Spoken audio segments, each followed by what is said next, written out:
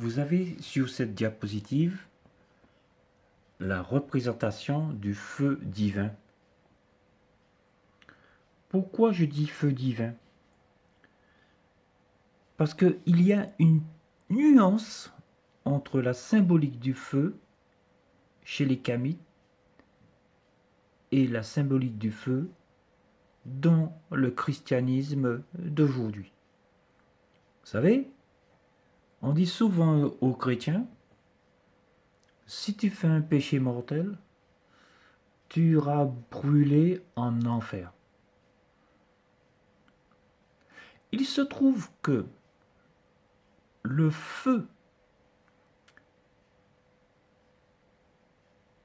est une chose positive dans l'Égypte antique, c'est-à-dire à Kémet.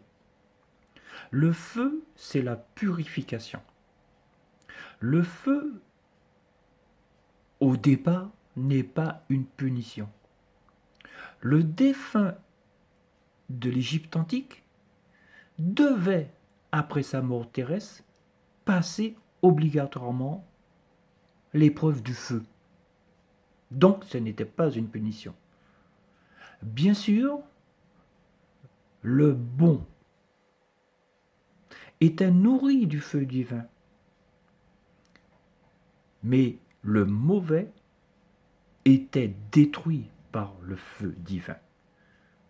Bref, dans la religion égyptienne, ce n'est pas seulement le mauvais qui passe l'épreuve du feu, c'est le bon et le mauvais.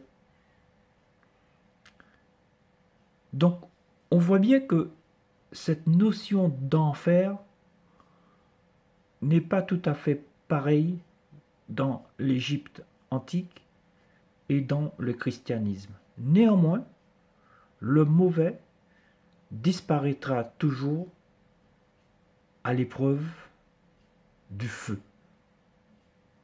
dans l'épreuve du feu.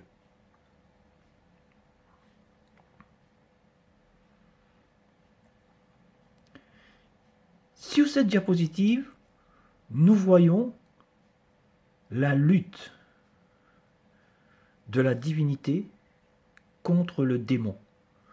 Observez que le démon est représenté dans la religion kamite par un python africain monstrueux, énorme.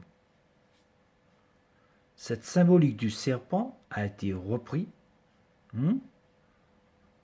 par l'Ancien Testament et le Nouveau Testament. Bien.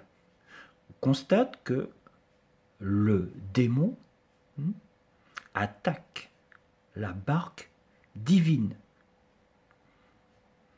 Et il se trouve que la lumière divine, la manifestation de la lumière divine, ici Ré,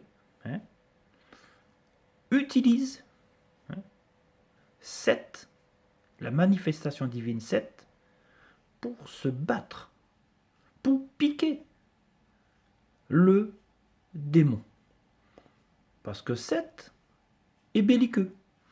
Donc, la lumière divine l'utilise pour le faire attaquer